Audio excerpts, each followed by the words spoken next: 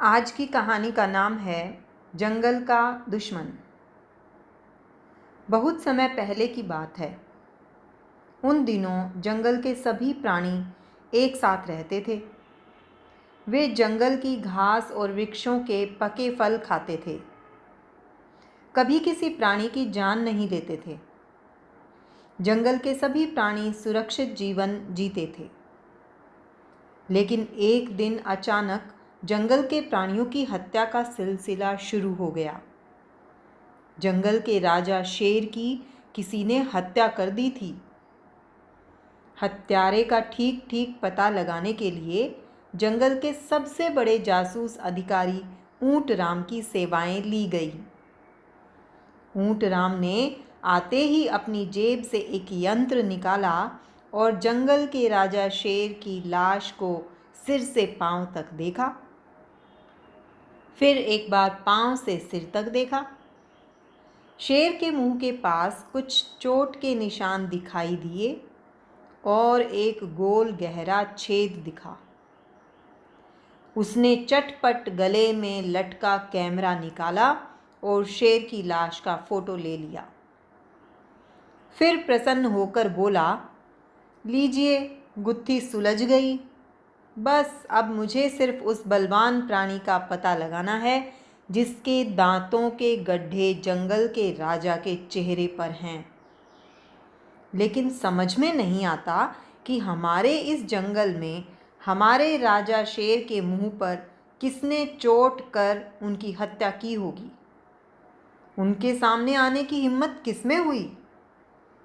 जासूस अधिकारी ऊंट राम ने अपने सहयोगी गधे राम को साथ लिया और शेर के हत्यारे की तलाश में निकल पड़ा।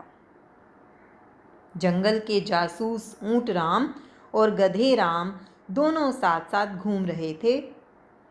उनकी समझ में नहीं आ रहा था कि जंगल के राजा शेर की हत्या करने वाला कौन बलवान प्राणी इस जंगल में आ गया है। आपस में इस बात की चर्चा करते हुए वे दोनों जासूस जंगल के एक कोने से दूसरे कोने तक भटक रहे थे। एक वृक्ष के तने के सहारे एक पत्थर पर जंगल का मंत्री चीता बैठा हुआ उन्हें मिला। वह दोनों उसके निकट पहुंचे और जंगल के राजा शेर की हत्या की सूचना उसे दी। मंत्री चीता को इस हत्याकांड की सूचना पहले ही मिल गई थी। वह भी यहाँ बैठा बैठा इस विषय पर ही विचार कर रहा था। इस हत्याकांड में अपराधी की खोज करने में ऊंट राम और गधे राम ने मंत्री चीता से भी कुछ मदद करने की प्रार्थना की। चीता सहर्ष तैयार हो गया और वे तीनों वहां से एक साथ चले। अभी थोड़ी ही दूर गए होंगे कि उन्हें एक भालू मिला। भालू राम घुर घुर की आवाज करता हुआ आराम कर रहा था। उसकी पत्नी थोड़ी दूर बैठी अपने बच्चों के साथ मनोरंजन कर रही थी। इन लोगों ने उसे भी राजा शेर की हत्या का समाचार दिया। भालू राम एकदम उत्तेजित हो गया। बोला, हमारे जंगल में ऐसा कभी नहीं हुआ। किसकी हिम्मत हुई हम जंगल के जीवों की हत्या करने की, और वह भी जंगल के सबसे अधिक बलवान राजा शेर की। जिस वृक्ष के तने के सहारे एक पत्थर पर जंगल का मंत्री चीता बैठा था, उसी पर कुछ बंदर भी बैठे आपस में चर्चा कर रहे थे।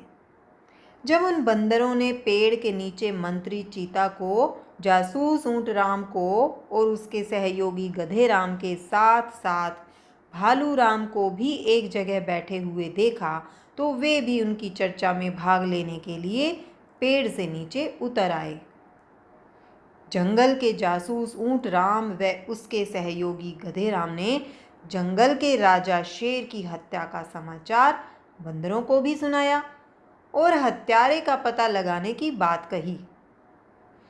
बंदरों की टोली में से एक बंदर ने तुरंत ही कहा, हमने इस जंगल में उसे कभी नहीं देखा था। एक विचित्र सा नया प्राणी कल ही दिखाई दिया था। उसके कंधे पर कोई भारी मशीन थी। खास बात तो यह है कि वह 2 पैरों से खड़ा होकर चल रहा था और उसके दोनों हाथ उस भारी यंत्र पर थे।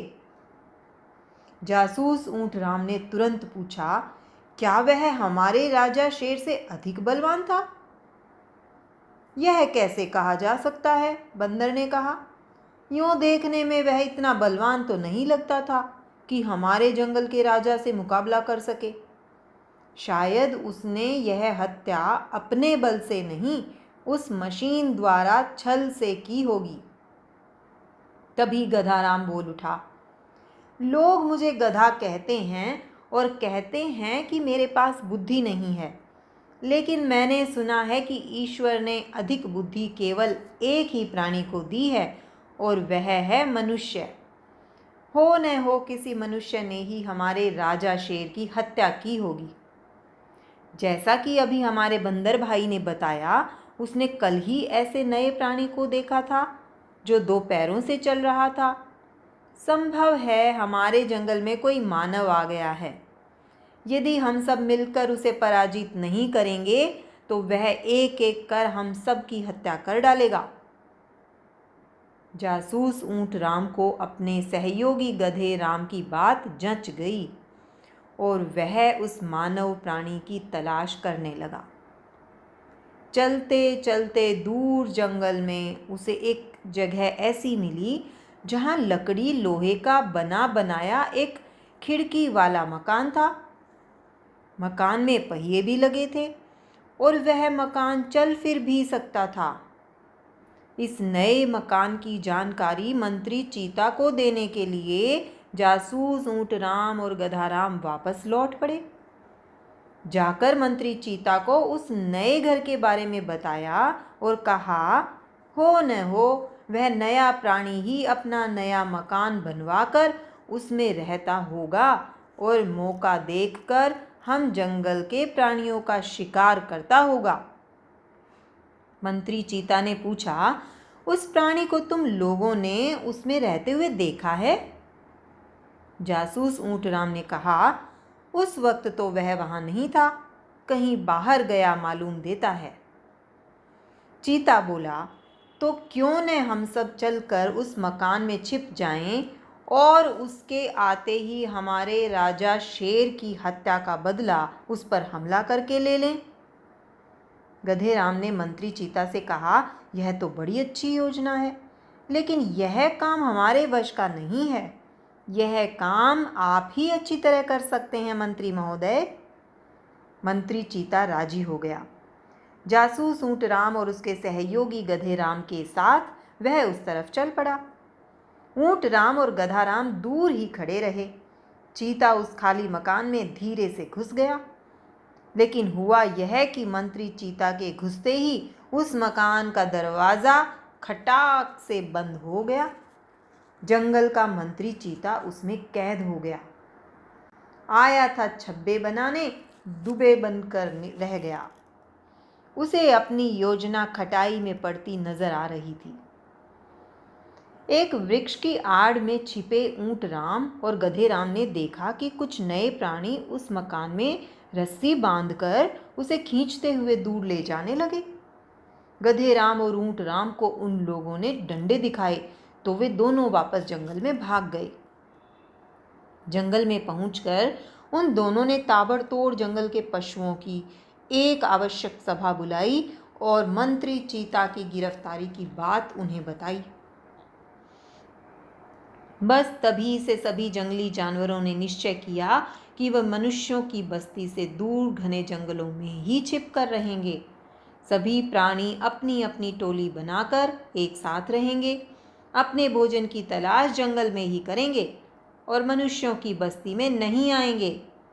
मनुष्य ही जंगल के प्राणियों का दुश्मन है, उन्हें मारकर उनकी खालों का व्यापार करता है और वनों का संरक्षण करने के बदले जंगली जानवरों तथा वनों को नुकसान पहुंचा रहा है।